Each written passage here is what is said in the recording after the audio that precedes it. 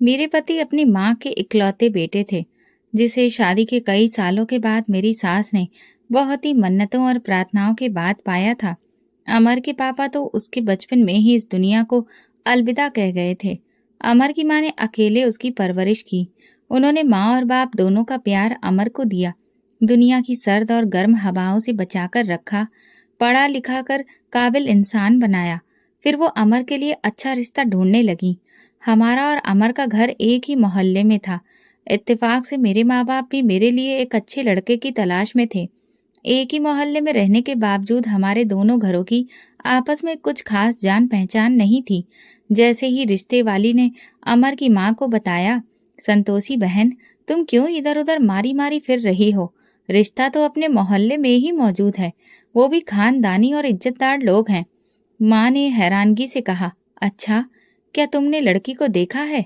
रिश्ते वाली संगीता आंटी बोली, हाँ, लड़की खूबसूरत होने के साथ साथ बहुत गुणवान और नेक बच्ची है। हमारी ही आंखों के सामने पली बड़ी है। अपनी गली के नुक्कड़ वाले सुरेश भाई साहब है ना, उन्हीं की बेटी है। बहुत ही अच्छा परिवार है। अगर तुम कहो तो मैं बात चलाऊं। वैसे भी वो आजकल अपनी बेटी के लिए एक अच्छे रिश्ते की तलाश कर रहे हैं। फिर ऐसा ना हो कि ये रिश्ता हाथ से निकल जाए। नहीं नहीं संगीता, तुम अमर के रिश्ते की बात चलाओ। बाकी जो भगवान को मंजूर होगा वही होगा। बस मुझे तो ऐसी लड़की चाहिए जो मेरे बेटे के साथ साथ मुझे भी इज्जत दे। संगीता आंटी बोली, संतोषी बहन, तुम कैसी बातें कर रही हो? जैसा आजकल का दौर चल रहा है, वो लड़की बिल्कुल भी वैसी नहीं है। अच्छा, मैं चलती हूँ और आज ही सुरेश भाई साहब से इस रिश्ते के बारे में बात करूंगी। माँ जी ने कहा, हाँ जरूर, बस जल्दी से। मैं चाहती हूँ कि मेरे अमर की शादी हो जाए। मैं जल्द से जल्द अपना ये फर्ज निभा देना चाहती हूँ। शाम को जब अमर काम से वापस घर आया तो मेरी सास पहले से ही उसका इंतजार कर रही थी। वो बोली, अमर बेटा, संगीता ने तुम्हारे लिए एक लड़की बताई है। अमर तौलिया से हाथ साफ करते हुए बोला, देख लो माँ, मैं तो सब कुछ आप पर ही छोड़ चुका हूँ। आप जिसे कहेंगी मैं उसी से शादी करूंगा। अमर की माँ बोली, जीते रहो बेटा, मैंने संगीता से कह दिया है कि वो बात आगे बढ़ाए। वैसे भी लड़की हमारे मोहल्ले की ही है। अमर ने हैरानी से पूछा, मोहल्ले की? हाँ, अपनी गली में जो सुरेश भाई साहब है ना, वही, जो आजकल अपनी बेटी के लिए रिश्ते की तलाश में है।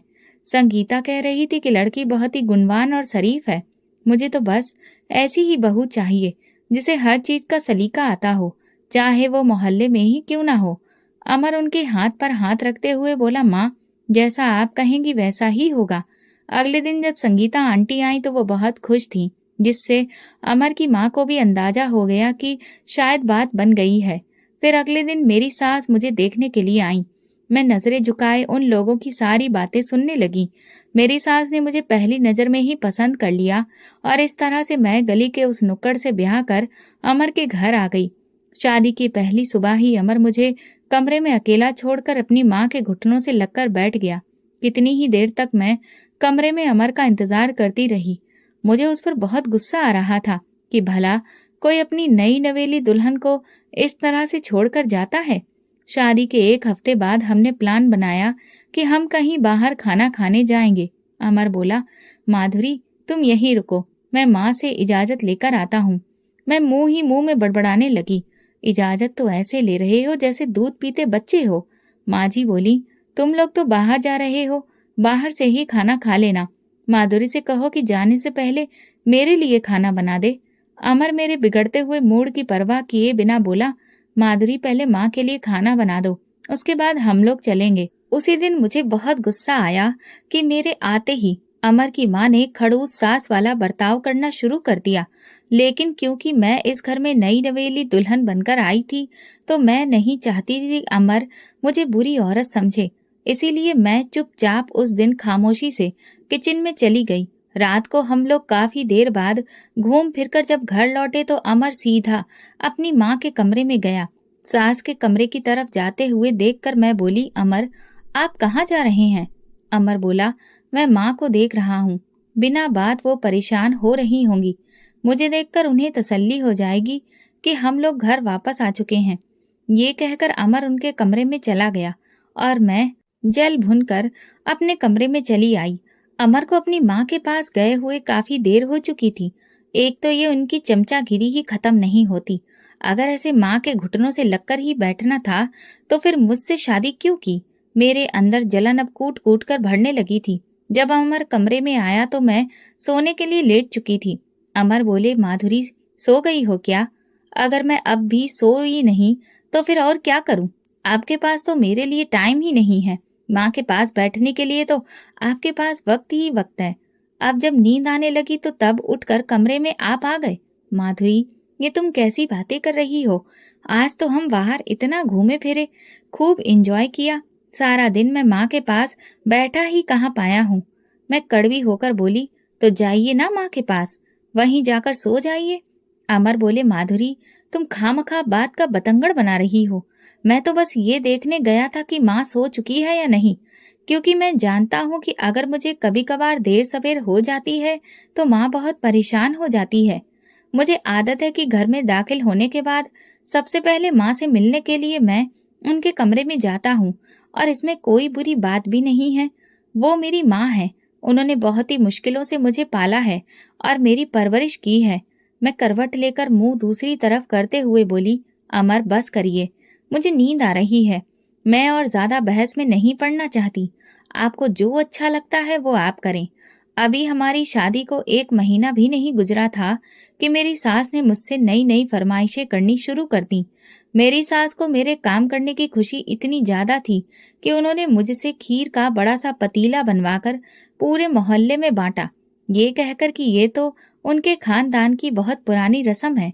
जिस लड़की ने शादी से पहले कोई भी काम ढंग से नहीं किया था, खीर का पतीला बनाना उसके लिए किसी जंग के मैदान पर खड़े होकर लड़ने जैसा था। खुद तो मेरी सास चारपाई पर बैठी थी, बस मुझ पर हुक्म चलाए जा रही थी। जैसे तैसे करके मैं खीर बना चुकी थी। तब वो बोली, माधुरी मुझे चखाओ तो सही कि खीर कैसी बनी है। मैं मन ही मन बड़बड़ाती हुई आई। एक तो इन्हें हर वक्त खाने की लगी रहती है। मैंने प्लेट में निकालकर खीर माँ जी को दी। खाने के बाद वो अपने माथे पर परेशानी के भाव लाते हुए बोली, फिर तो ये तो कुछ खास नहीं बनी है माधुरी। क्या तुमने इससे पहले कभी खीर नहीं बनाई थी? मैं अपने हाथों की उंगलियों को मरोड़ते हुए बोली, नहीं माँ जी, मेरी माँ ने मुझे कभी भी कुछ करने ही नहीं दिया था। अरे वाह, तुम्हारी माँ भी खूब है, जिसने तुम्हें शादी से पहले कुछ भी नहीं सिखाया। वरना तो हर माँ की कोशिश होती है कि वो अपनी बेटी को हर चीज सिखाकर ससुराल भेजे। मैं तो समझती थी कि तुम बहुत ही गुणवान हो। मैं अपनी सफाई देते हुए बोली, माँ जी बेशक मैं कभी घर में कुछ खास काम नहीं किया जाता था, लेकिन फिर भी मुझे सब कुछ आता है। माँ जी खीर की प्लेट एक साइड पर रखते हुए बोली, अरे भाई ऐसा काम आने का भी क्या फायदा। अब ये खीर ही खाकर देखो, इसमें तो कोई स्वाद ही नहीं है। जब ये मोहल्ले में बांटी जाएगी तो फिर लोग इसे खाकर कैसी कैसी बातें करेंगे। मैं गुस्से से पैर पटकती हुई किचन में वापस चली गई। चम्मच को पतीले पर गुस्से से रखते हुए बोली, क्या मुसीबत है। एक तो इतनी गर्मी में काम करो, फिर भी इन्हें कुछ पसंद ही नहीं आता। एक भी काम को हाथ तो खुद लगाती नहीं है। जो मैं करती हूँ उसमें भी 100 कीड़े निकालती हैं। मैं खीर का चम्मच मुंह में डालते हुए बोली, अच्छी भली तो है, माँ जी को तो वैसे ही आदत है 50 बातें बनाने की। खीर बनाने के बाद से मेरी सास ने बिल्कुल ही काम करना छोड़ दिया था। मैं अकेली सुबह से शाम तक घर के कामों में लगी रहती, और मेरी सास तो गली मोहल्ले की औरतों से मिलने के लिए निकल जाती और कितनी कितनी देर घर से बाहर रहती, या फिर चारपाई पर बैठे बैठे सब कुछ देखती रहती कि मैं कैसे काम कर रही हूँ, और मुझे रोकती टोकती रहती। मैं तो घर के काम कर कर के तंग आ चुकी थी। कई बार तो मेरा जी चाहता कि ये सब कुछ छोड़कर एक लंबी छुट्टी के लिए अपने मायके चली जाऊं, पर क्या करती। मेरा मायका भी पास में ही था। अगर मुझे अपने माँ बाप के घर जाना होता तो अमर सुबह ऑफिस जाते हुए मुझे मेरे मायके छोड़ जाते और शाम को वापसी पर ले आते। इस तरह मुझे कुछ घंटे का सुकून भी ठीक से नसीब नहीं हो पाता था। शुरू से ही मुझे इतना काम करने की आदत नहीं थी। मैं तो कम से कम करती थी। एक दो बार मैं अमर से शिकायत करने लगी तो वो बोले, माधुरी मैं माँ से बात करता हूँ, सफाई वगैरह के लिए नौकरानी रख देते हैं, तुम्हें भी आसानी हो जाएगी। मैं बोली, मगर अमर मुझे नहीं लगता कि माँ जी मानेंगी। तुम फिक्र मत करो, मैं माँ से बात करूंगा, और अगर वो नहीं मानी तो मैं उनसे कहूंगा कि वो तुम्हारे साथ काम में हाथ बटाएं। अमर अपने कमरे में जाने के लिए मुड़ा तो मैं बाजू से पकड़कर अमर को रोक लिया। अमर, माँ जी को बिल्कुल भी शक नहीं होना चाहिए कि मैंने आपसे नौकरानी वाली बात कही है, वरना आपके जाने के बाद मुझे हजारों बातें सुनाई देंगी। अमर इस बात पर हंसते हुए चले गए। जब अमर माँ के कमरे में गए तो वो रामायण पढ़ने में व्यस्त थी। अमर ने अपनी माँ के पास बैठकर बड़े ही प्यार से उनके चेहरे की तरफ देखा। उनके चेहरे पर बुढ़ापे के असर साफ नजर आ रहे थे। जैसे ही माँ अमर की तरफ देखने लगी तो वो बोली, आ गया मेरा बच्चा। हाँ माँ, मुझे आपसे जरूरी बात करनी थी। माँ हैरान होकर बोली, हाँ बोलो, कौन सी ऐसी जरूरी बात है? अमर बोला, माँ मैं ये कह रहा था कि क्यों ना हम घर की सफाई के लिए एक नौकरानी रख लें। घर के इतने सारे काम होते हैं और माधुरी अकेले सारे काम करके थक जाती है। माँ बोली, देखो अमर, हमारी कोई इतनी लंबी चौड़ी तो फैमिली है नहीं। देखो बस हम सिर्फ 3 लोग ही तो हैं। मैं भी तो शुरू से ही घर के सारे काम खुद ही करती आई हूँ। और फिर तुम्हारा बजट भी तो इतना नहीं है कि तुम एक नौकरानी को रख सको। जितनी तुम्हारी तनख्वाह है उससे तो घर के खर्च ही मुश्किल से पूरे होते हैं। अमर बोला, मैं घर के खर्चों के साथ साथ अपनी सेविंग भी तो की हुई है ना। आखिर वो सेविंग किस दिन काम आएगी? माँ बोली, बेटा वो सेविंग मैंने खुद के लिए नहीं बल्कि तुम्हारे आने वाले बच्चों के बेहतर भविष्य के लिए की है। जब तुम्हारे बच्चे हो जाएंगे तो तुम पर और ज्यादा जिम्मेदारियां बढ़ जाएंगी। उन सारे खर्चों को तुम अपनी एकमात्र तनख्वाह से कैसे पूरा करोगे? मैं तो बस यही सोचकर तुमसे कह रही थी, बाकी जो तुम्हें ठीक लगे। मैं माँ हूँ, मैं तुम्हारे आने वाले कल के लिए फिक्रमंद हूँ। और रही घर के कामों की बात, तो मैं हूं ना, मैं माधुरी का घर के कामों में हाथ बटाऊंगी। तुम तो जानते हो अब मैं बूढ़ी हो चुकी हूँ, मुझे कहाँ सारे घर का काम हो पाता है। जब जवान थी तो ये काम मेरे लिए जरा बराबर भी भारी नहीं था। अमर भी माँ की बात से बेफिक्र हो गया। जैसे ही अमर कमरे में वापस आया मैं चट्ट से बोली, क्या कहा माँ ने? आप कब मुझे नौकरानी ला कर दे रहे हैं? अमर बोला, देखो माधुरी, माँ बिल्कुल ठीक कह रही थी। मैं हैरानगी से अमर की तरफ देखते हुए बोली, क्या ठीक कह रही हैं? अमर बोला, यही कि हमारी छोटी सी तो फैमिली है और घर के काम होते ही कितने हैं। तुम और माँ मिलकर कर लिया करो।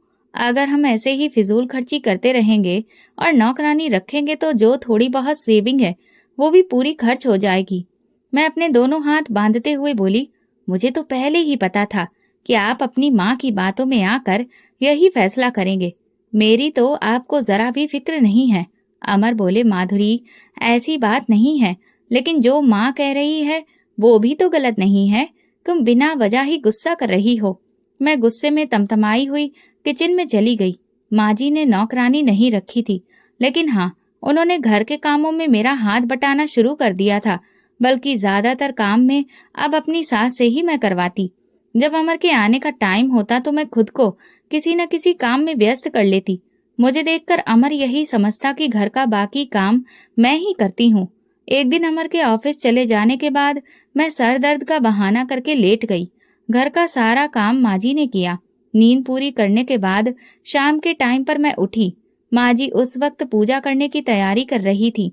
मुझे कमरे से निकलते हुए देखकर बोली, माधुरी अब तुम्हारे सिर का दर्द कैसा है? तुम ठीक हो ना? मैं तुमसे पूछने के लिए तुम्हारे कमरे में गई थी, मगर तुम काफी गहरी नींद सो रही थी, इसलिए मैंने तुम्हें जगाना ठीक नहीं समझा। मैं अपने माथे पर हाथ रखते हुए बोली, माँ जी पहले से अब कुछ बेहतर लग रहा है। माँ जी बोली, अच्छा तुम आराम करो, अमर आएगा तो मैं उसे कहूंगी कि तुम्हें डॉक्टर के पास चेकअप के लिए लेकर जाए। मैं पूजा कर लूं, उसके बाद सब्जी बनाने के लिए रख दूंगी। मैं बोली, अरे नहीं माँ जी, इतनी गर्मी हो रही है, आपके किचन में कहाँ खाना बनाएंगी, मैं बना लेती हूँ, आप पूजा कर लीजिए। वो बोली, अच्छा ठीक है, जैसी तुम्हारी मर्जी। पूजा करने के बाद माँ जी अपनी साथ वाली पड़ोसन के घर चली गई और मैं किचन में खाना बनाने लगी।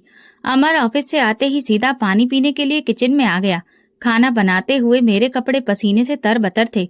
मुझे ऐसे देखकर अमर बोले, आज मैडम क्या बना रही हैं? मैं बोली, आपकी पसंदीदा सब्जी। आपको बहुत पसंद है ना? अमर बोले, हाँ बहुत ज्यादा, और वो भी जब पत्नी के हाथ की हो तब तो मजा ही आ जाता है। जल्दी से खाना बनाकर बाहर आओ, देखो तुम कितने पसीने से भीगी हुई हो। और माँ कहाँ है? वो तो नजर ही नहीं आ रही। मैं बोली पता नहीं गई होंगी किसी के घर, उन्हें और काम ही क्या है। एकदम से मुझे चक्कर सा आया। इससे पहले कि मैं गिरती अमर ने मुझे थाम लिया। माधुरी क्या हुआ? तबीयत ठीक है ना? मैं अपने माथे को अपनी उंगलियों के पोरों से मसलते हुए बोली, पता नहीं, सुबह से मेरे सिर में बहुत ज्यादा दर्द हो रहा है। अमर बोले, तो मुझे किसी ने बताया क्यों नहीं? कम से कम मुझे कॉल ही कर देती, मैं आकर तुम्हें डॉक्टर के पास ले जाता। मैं बोली, माँ जी ने कहा था कि शाम को जब अमर आएगा तो वो तुम्हें डॉक्टर के पास लेकर जाएगा, तो इसीलिए मैंने आपको कॉल नहीं की, कहीं माँ जी नाराज ना हो जाएं। अमर बोले, इसमें नाराज होने वाली कौन सी बात है? तुम मेरी पत्नी हो, तुम्हारा ख्याल रखना मेरा फर्ज है। अमर मेरे हाथ से चम्मच लेकर रखते हुए बोले, चलो ये सब छोड़ो, हम अभी के अभी डॉक्टर के पास जा रहे हैं। मैं बोली, अमर मैं ठीक हूँ, डॉक्टर के पास जाने की जरूरत नहीं है। जरूरत है माधुरी, बस तुम जल्दी से चेंज कर लो। अमर माँ जी को बताए बिना मुझे डॉक्टर के पास ले गए। चेकअप के बाद डॉक्टर ने जो खबर सुनाई, वो सुनते ही अमर खुशी से पागल हो गए। वो मेरा हाथ पकड़कर बोले, माधुरी, आज तुमने मुझे दुनिया की सबसे बड़ी खुशी दी है। मैं बता नहीं सकता कि आज मैं कितना खुश हूँ। मैं बोली, अमर, आपकी खुशी आपके चेहरे से झलक रही है। जब हम लोग वापस घर आए तो माँ आंगन में चारपाई बिछाए बैठी थी। हमें देखते ही उठ खड़ी हुई। अरे, तुम लोग मुझे बिना बताए कहाँ चले गए थे? इससे पहले कि मैं कुछ बोलती, अमर बोले, माँ आपने मुझे कॉल करके क्यों नहीं बताया कि माधुरी की तबीयत ठीक नहीं है? वो इतनी गर्मी में किचन में खाना बना रही थी, उसे चक्कर आया। अगर मैं वहां मौजूद नहीं होता तो ना जाने क्या से क्या हो जाता। वो तो शुक्र है कि बहुत बड़ा नुकसान होने से बच गया। माँ बोली, बेटा मैं तो सुबह से, मैं तुरंत ही उनकी बात काटते हुए बोली, माँ जी, आपके लिए एक बहुत बड़ी खुशखबरी है, आप दादी बनने वाली हैं। अच्छा, अरे वाह, भगवान का लाख लाख शुक्र है। माँ जी मुझे अपने से लगाते हुए मेरे सर पर हाथ फेरने लगी। तुम लोग बैठो, मैं पानी लेकर आती हूँ, और साथ में मिठाई भी। हमें आज इतनी बड़ी खुशखबरी जो सुनने को मिली है। अमर माँ जी से कहने लगे, माँ अब एक बात का ध्यान रखिएगा, डॉक्टर ने माधुरी को बेड रेस्ट करने को बोला है, अब इसका ख्याल रखना आपकी जिम्मेदारी है। माँ जी बोली, अमर तुम फिक्र मत करो, मैं बहुत अच्छे से इसका ध्यान रखूंगी। मुझे तो बस उस दिन का इंतजार रहेगा जब मैं अपने पोते या पोती को अपनी गोद में खिलाऊंगी और ये घर उसकी किलकारी से गूंज उठेगा। अच्छा, तुम माधुरी को कमरे में ले जाओ, ये थोड़ा आराम कर ले। थोड़ी देर में मैं तुम लोगों का खाना कमरे में ही दे आऊंगी। और माधुरी, तुम मेरी एक बात सुनो, खबरदार अगर तुम अपने कमरे से बाहर आई, जितना हो सके आराम करो। अमर मुझे लेकर कमरे में चले गए। वो मुझे बेड पर बिठाते हुए बोले, अब मैं तुम्हें किचन में बिल्कुल भी नहीं देखूं, समझ गई? मैं नहीं चाहता कि तुम अपनी सेहत के मामले में जरा भी लापरवाही करो। माँ तो है ही ना, वो सब कुछ देख लेंगी। तुम बस अपना और आने वाले नन्हे मेहमान का ख्याल रखो, यही तुम्हारा काम है। मैं बड़े ही नखरे के साथ बोली, अच्छा जी, अब क्या मैं बिस्तर से ही लग जाऊं? घर के छोटे मोटे काम करने में आखिर बुराई क्या है? माँ जी बेचारी अकेली थक जाएंगी, और वैसे भी अब उन्हें काम करने की आदत ही नहीं रही, क्योंकि सारा घर तो मैंने संभाला हुआ है। अमर बोले, अच्छा तुम ये सब छोड़ो और बताओ क्या खाओगी? अभी तुम्हारे लिए बाहर से लेकर आता हूँ। मैं बेमन से मुंह बनाते हुए बोली, फिलहाल तो मेरा कुछ भी खाने का मन नहीं कर रहा है, बस मैं कुछ देर आराम करना चाहती हूँ। अमर मुझे लिटाते हुए बोले, अच्छा तुम आराम करो, मैं जरा बाहर चक्कर लगाकर आता हूँ। शुरू के 2-4 दिन तो मैंने काम को हाथ तक नहीं लगाया। मेरी सास खाना बनाने से लेकर सफाई तक सब कुछ खुद ही करती थी। मैं बहुत खुश थी कि चलो माँ बनने के बहाने ही सही मेरी काम से जान तो छूटी, वरना तो मेरी सास मुझे कोई ना कोई काम करवाती ही रहती थी। मैं उनकी रोज रोज की खिदमत कर करके परेशान हो चुकी थी। कभी कभी तो ऐसा जी चाहता कि मुंह पर ही जवाब दे डालूं कि मुझे ये सब नहीं होता, मगर क्या करती, अमर के हाथों मजबूर थी। महीने के आखिर में अमर को जब ऑफिस से सैलरी मिलती तो वो थोड़ा बहुत जेब खर्च निकालकर सारी की सारी सैलरी अपनी माँ के हाथ में रख देते, और ये बात मुझे बहुत बुरी लगती थी। मुझे ये किसी भी तौर पर मंजूर नहीं था कि अमर अपनी सैलरी लाकर अपनी माँ को दे और मुझे अपनी छोटी छोटी जरूरतों के लिए अमर के आगे हाथ फैलाने पड़े। अब मैं इस घर में माँ जी का राज खत्म करना चाहती थी, क्योंकि शादी के बाद अमर की सैलरी पर सिर्फ मेरा अधिकार था। इस महीने भी हमेशा की तरह अमर ने अपनी सैलरी लाकर मेरे पास बैठी माँ जी के हाथ में रख दी तो मैंने नाराजगी से उनकी तरफ देखा। माँ जी शायद मेरे दिल की बात समझ गई थी, इसलिए बोली, अमर, अब तुम ये जिम्मेदारी अपनी पत्नी पर डालो। मैं बूढ़ी हो चुकी हूँ, अब घर की जिम्मेदारी मुझसे और ज्यादा नहीं निभाई जाती। तुम ये सैलरी माधुरी को दो, वो अपने हिसाब से अब ये घर चलाएगी। मैं दिल ही दिल में बहुत खुश थी कि माँ जी ने तो मेरे दिल की बात ही कह दी। मगर साथ ही अमर बोले, नहीं माँ, जब तक आपका साया हमारे सिर पर है तब तक ये जिम्मेदारी तो आपको ही उठानी पड़ेगी।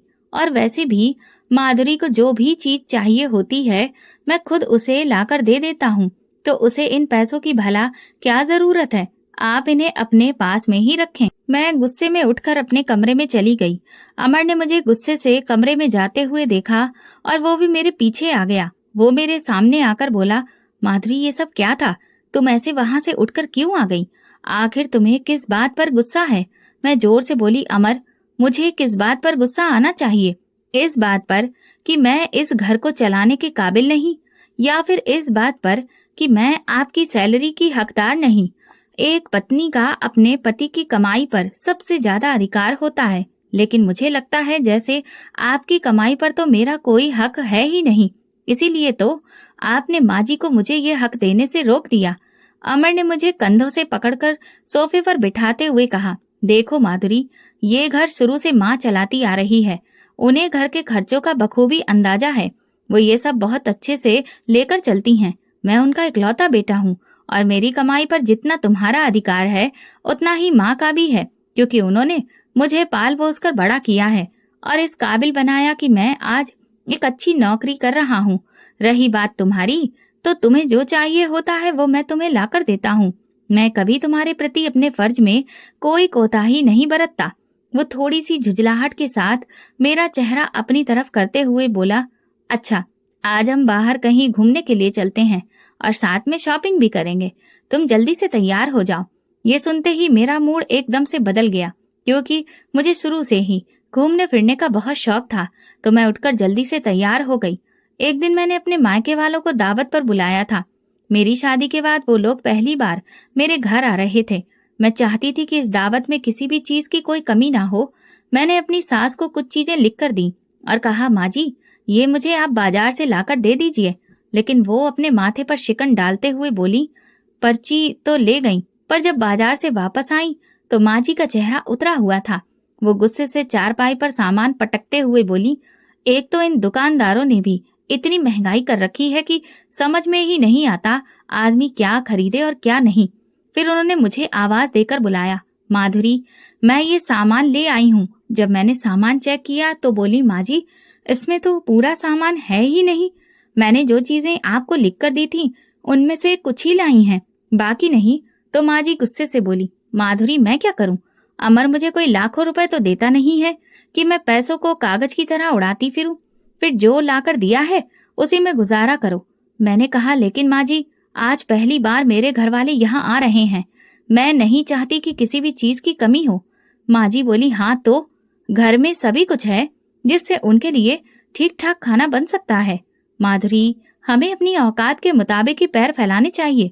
अगर हम अपनी औकात से बढ़कर खर्चा करेंगे तो बाद में हमारे लिए बहुत मुश्किलें पैदा होंगी।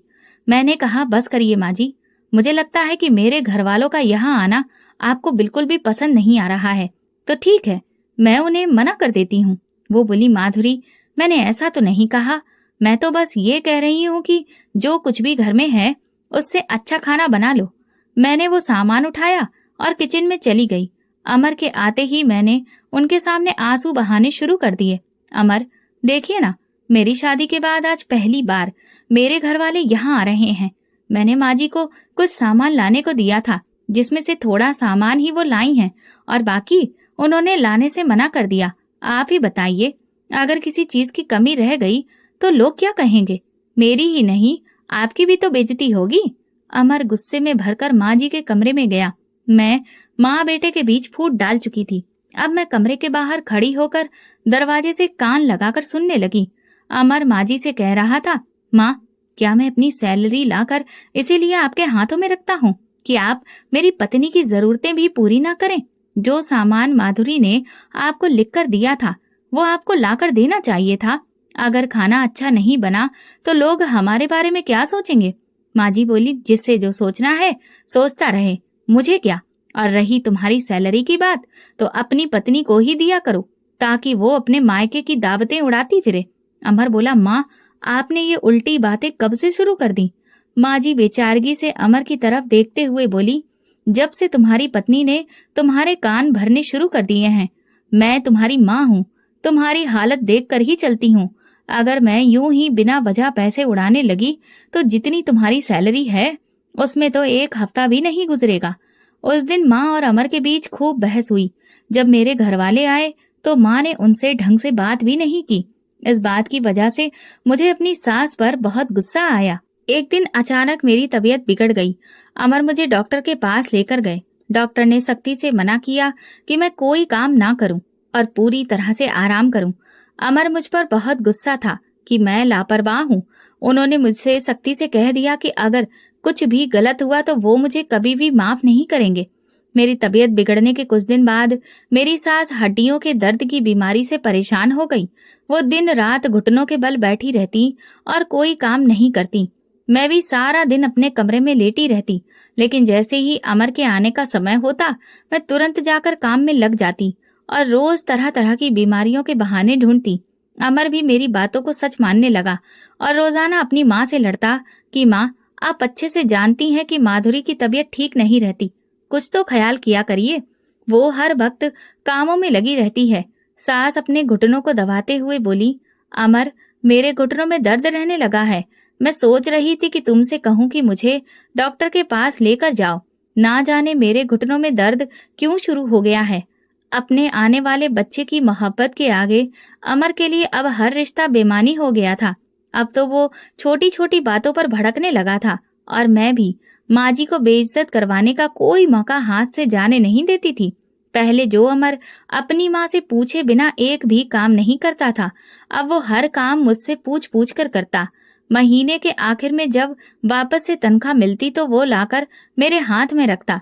मैंने अमर को अपनी मुट्ठी में कर लिया था। एक दिन जब मैं और अमर सुबह के वक्त नाश्ता कर रहे थे तो माँ जी अपने कमरे से निकली। वो अपने दोनों घुटनों पर हाथ रखकर झुककर चल रही थी और चलते चलते एकदम से जमीन पर गिर पड़ी। अमर ने मुंह में निवाला डालते हुए वहीं पर छोड़ दिया और जल्दी से माँ जी को उठाकर कमरे में ले गया। मुझसे बोला, तुम माँ के पास रुको, मैं अभी डॉक्टर को लेकर आता हूँ। चेकअप के बाद डॉक्टर ने बताया कि माँ जी को यूरिक एसिड की दिक्कत हो गई है, जिसकी वजह से उनके घुटनों में दर्द रहता है। डॉक्टर ने कुछ दवाइयाँ लिख दी जो बहुत महंगी थीं। अमर मेरे पास आया और बोला, माँ की दवाइयों के लिए कुछ पैसे चाहिए। मैं बोली, अब क्योंकि महीने के बीच का समय होने वाला है इसलिए मेरे पास तो इतने पैसे नहीं हैं, मैं तो सारे पैसे खर्च कर चुकी हूँ। अमर बोला, क्या तुमने एक महीने की तनख्वाह 15 दिन में ही उड़ा दी? यार ऐसे कैसे चलेगा। चलो ठीक है, मैं बैंक से पैसे निकालकर माँ की दवाइयाँ ले आता हूँ और अब तो ये दवाइयाँ हर हफ्ते लानी पड़ेंगी। अगर दवाइयों पर ही इतने पैसे खर्च होते रहे तो फिर हम ये घर कैसे चलाएंगे। और अब तो कुछ ही महीनों में बच्चे के इस दुनिया में आने के बाद खर्च और भी ज्यादा बढ़ जाएंगे। अमर कहने लगा, मैं नहीं जानता, जो जैसा चल रहा है वैसा चलने दो, बाद की बाद में देखी जाएगी। माँ हर वक्त चारपाई पर पड़ी रहती थी। अब तो मैं अपनी सास को ताने देने लगी थी क्योंकि वो बोझ बन गई थी और ऊपर से फिर दवाइयों का इतना खर्चा। मैंने अपने पति को अपनी सास के खिलाफ कर दिया। अब तो अमर का ये हाल था कि वह आते जाते सास को नजर भरकर भी नहीं देखता था।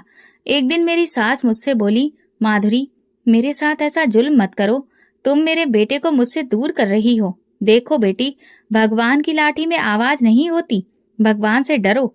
सास की ये कड़वी और जहर भरी बात सुनकर मुझे बहुत गुस्सा आया और मैंने सास को बहुत गालियां दी और ये तय कर लिया कि अब तो इस औरत को मैं इस घर से बाहर निकाल कर ही रहूंगी, चाहे उसके लिए मुझे कुछ भी क्यों ना करना पड़े। एक दिन शाम के वक्त मैंने अपनी तबीयत के बिगड़ जाने का बहाना किया। मेरा पति बोला, ये सब कैसे हुआ? तो मैंने कहा, आज फिर माँ जमीन पर गिर गई थी। मैंने सहारा देकर उन्हें चारपाई पर लिटा तो दिया। न जाने अचानक मुझे क्या हुआ कि मेरी तबीयत इस कदर बिगड़ गई। मैं आंसुओं के साथ रोने लगी। अमर, आपको पता है माँ जी मुझसे कह रही थी कि मैं तो तबीयत खराब होने के बहाने करती रहती हूँ। मैंने माँ जी से कहा भी था कि डॉक्टर ने मुझे ज्यादा वजन उठाने से मना किया है।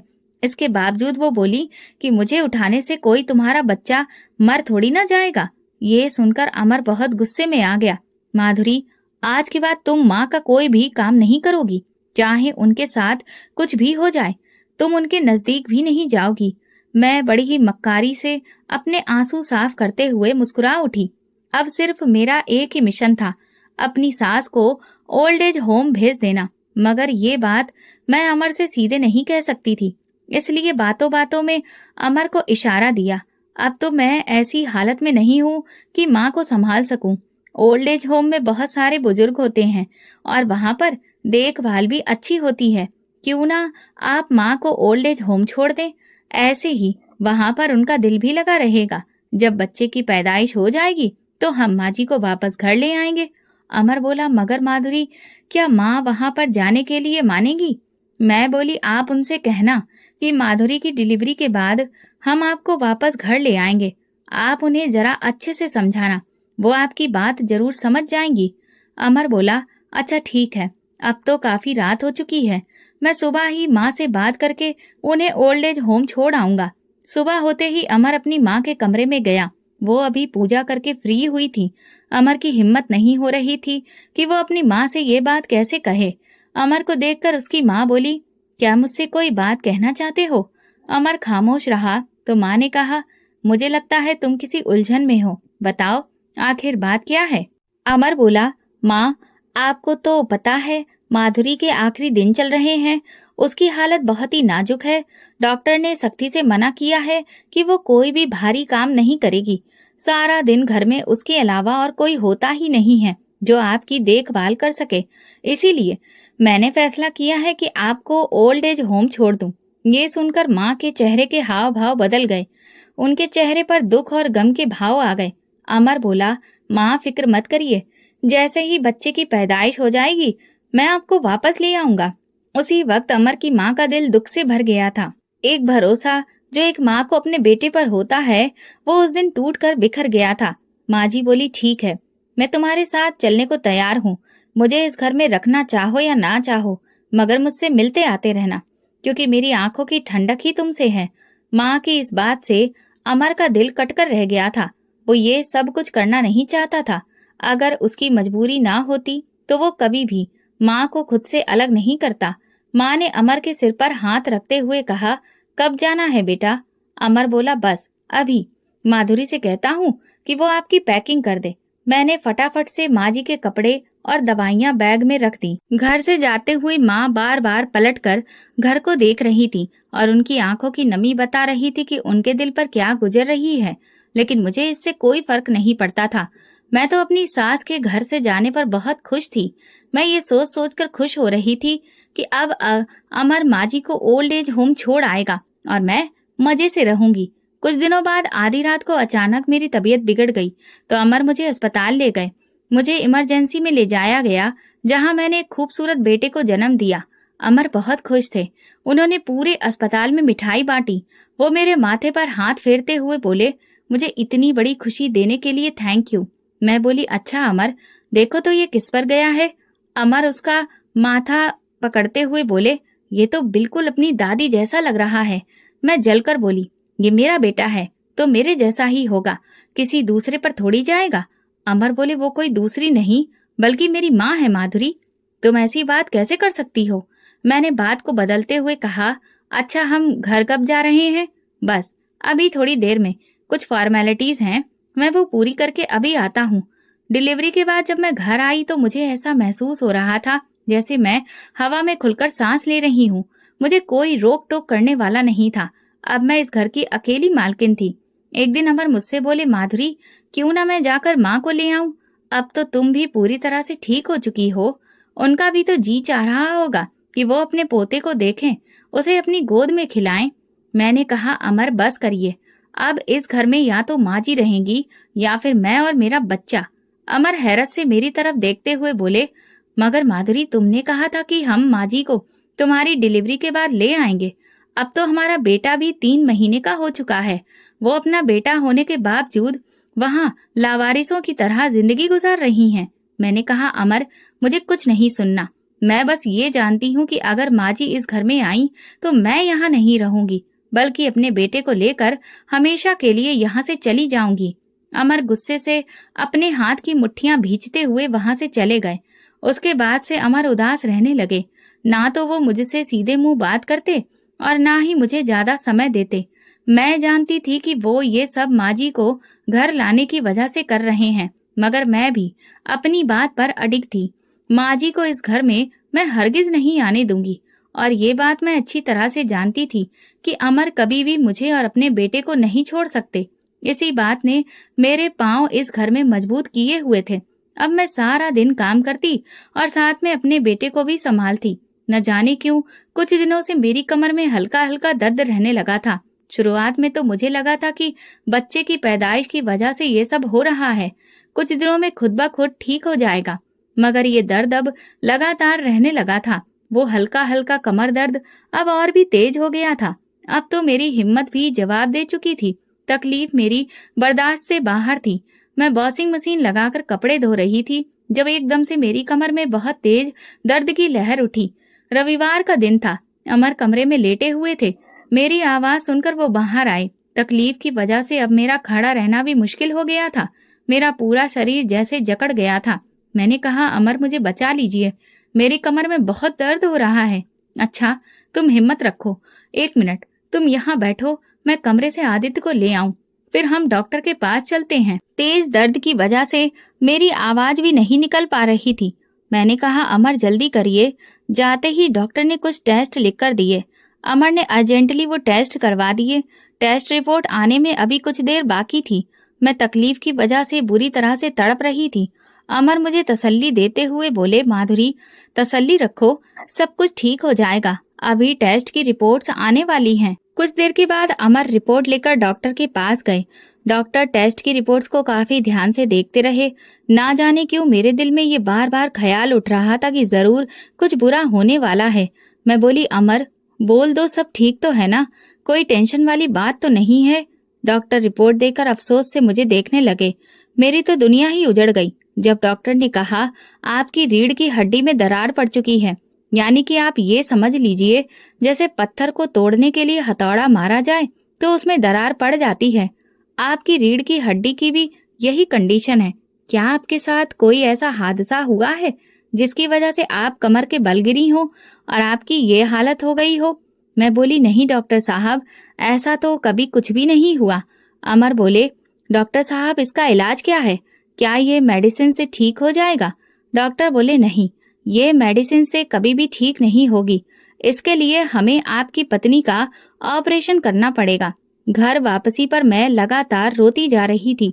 अमर मुझे तसल्ली दे रहे थे, मगर उस वक्त मुझे किसी भी तसल्ली की जरूरत नहीं थी। मैंने गाड़ी की सीट से टेक लगाकर आंखें बंद कर ली और बोली, अमर, आप जानते हैं ये सब मेरे साथ क्यों हो रहा है? अमर हैरत से मेरी तरफ देखते हुए बोले, क्यों? क्योंकि मैंने आपकी माँ जी के साथ बहुत बुरा किया है। बिना वजह आपको माँ जी के खिलाफ भड़का रही थी और उन्हें घर से निकलवाकर ओल्ड एज होम भेज दिया। ये सब मुझे अपने किए गए गुनाहों की सजा मिल रही है। अमर बोले, माधुरी, तुमने चाहे माँ के साथ जो भी किया, मगर वो कभी भी तुम्हें बद्दुआ नहीं दे सकती। ये मैं बहुत अच्छे से जानता हूँ, क्योंकि उन्हें पता है कि उनके बेटे की खुशी तुम में है। मैंने कहा, अमर, मेरी एक बात मानेंगे? वो बोले, कहो। आप गाड़ी ओल्ड एज होम ले चलिए, माँ जी को साथ लेते हुए घर चलेंगे। मैं उनसे मिलकर अपने गुनाहों की माफी मांगना चाहती हूँ। हो सकता है भगवान मेरी मुश्किलों को आसान कर दे, क्योंकि मैंने जाने अनजाने में उनके साथ बहुत ही बुरा किया है। मैं उनके सामने अपने गुनाहों की माफी मांगना चाहती हूँ। जब हम माँ जी से मिलने के लिए पहुंचे तो वो पहले से काफी बूढ़ी लग रही थी। शायद हमारी जुदाई ने उन्हें समय से पहले बूढ़ा कर दिया था। माँ जी को देखते ही मैं उनके गले लगकर खूब रोई और अपने किए गए गुनाहों की माफी मांगने लगी। माँ जी ने आदित्य को अपनी गोद में लेते हुए बोला, अपने पोते से मिलने के बाद मैं इतनी ज्यादा खुश हूँ कि मैंने तुम दोनों को माफ कर दिया है, लेकिन मैं तुम लोगों के साथ अब वापस घर नहीं जाऊंगी। मैं यहाँ पर बहुत खुश हूँ। घर जाकर मैं तुम दोनों पर बोझ नहीं बनना चाहती। मैंने कहा, माँ जी, भगवान के लिए इसमें अमर का कोई भी कसूर नहीं है। ये आपके बहुत अच्छे बेटे हैं। मैंने इन्हें आपके खिलाफ कर दिया था और ये इतना बड़ा कदम उठाने के लिए मजबूर हो गए थे। मैं माँ जी के सामने हाथ जोड़ते हुए रोने लगी। माँ जी, इस वक्त हमें आपकी बहुत ज़रूरत है। जैसे एक माँ अपने छोटे बच्चे को माफ़ कर देती है, वैसे ही आप भी हमें बच्चा समझकर माफ़ कर दें। मैं आपसे वादा करती हूँ कि कभी भी आपको कोई शिकायत का मौका नहीं दूंगी। अमर बोले, वैसे भी माँ, हमारे अलावा हमें भी आपकी बहुत ज़रूरत है। माँ जी बोली, अच्छा ठीक है, मैं तुम लोगों के साथ चलती हूँ, मगर तुम लोगों की वजह से नहीं बल्कि अपने पोते की वजह से। इसे देखने के बाद अब मेरा भी मन यही चाहने लगा है। माँ के घर आ जाने पर मैं और अमर बहुत खुश थे, लेकिन दूसरी तरफ मैं बहुत शर्मिंदा थी क्योंकि मेरे ऑपरेशन के बाद माँ ने मेरा बहुत ख्याल रखा। ओल्ड एज होम में माँ को अच्छी दवाइयाँ दी गई थी, जिसकी वजह से वो पहले से काफी बेहतर हो चुकी थी। जब मेरा ऑपरेशन हुआ तो माँ जी घर के कामों के अलावा मेरा हर छोटा बड़ा काम अपने हाथों से ही करती थी। एक दिन मैंने माँ जी का हाथ पकड़कर उन्हें अपने पास बिठाते हुए कहा, माँ जी, आप बहुत अच्छी हैं, शायद मुझे ही आपको समझने में देर हो गई। माँ जी ने मेरा चेहरा अपने हाथों में पकड़ते हुए कहा, माधुरी, ये रिश्ते ऐसे ही होते हैं। हम चाहे जितना मर्जी एक दूसरे के साथ बुरा बन जाएं, फिर भी कुछ ना कुछ बाकी रह ही जाता है। अब ये हमारे खुद के हाथ में ही होता है। या तो हम अपने बीच की खटास को बढ़ाते जाएं या फिर उसे खत्म कर दें। मैं खुश हूँ कि तुमने इस खटास को खत्म कर दिया है।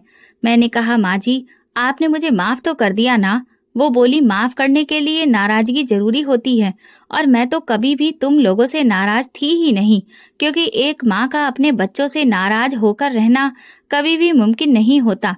वो मेरे ऊपर कंबल उड़ाते हुए बोली, अब तुम आराम करो, मैं आदित्य को देख लूं।